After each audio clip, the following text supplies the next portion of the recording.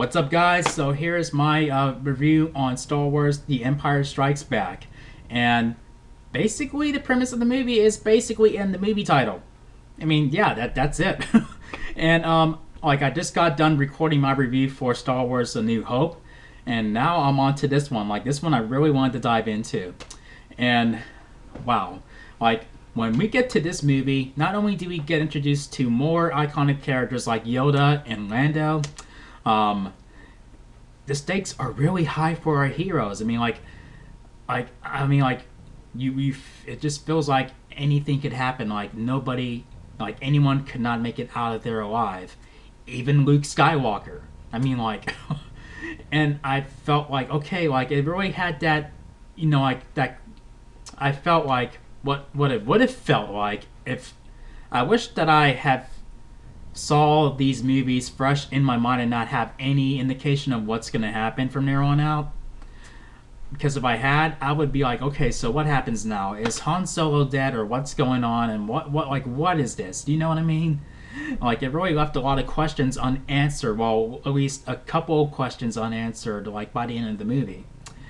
But yeah, it was really intense, and for the first time, we have the hero and the villain face to face, get ready to, like just have their first duel. Like I'm sure people wanted to see that in the first movie, but we didn't get it.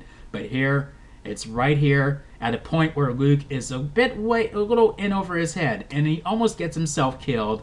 And then that's when the big WTF twist of Star Wars history, probably one of the biggest WTF moments in cinema history, happens. To the point where it's so big that people who don't care about Star Wars already know what that twist is. And it's referenced in shows and movies that they like to watch, and they're not really fans of Star Wars, and they're just like, oh, and they know what that means. And including me, that's how I found out. It's when it was referenced in like maybe a movie that I like to watch, and I didn't really know what it meant, and then the reference was mentioned again in another movie, and I'm like, oh, so that's Star Wars? Okay. I'm thinking back, like, it would have been cool to have found out when I had no knowledge of Star Wars, any spoilers or anything like that, and it would probably be like, wow.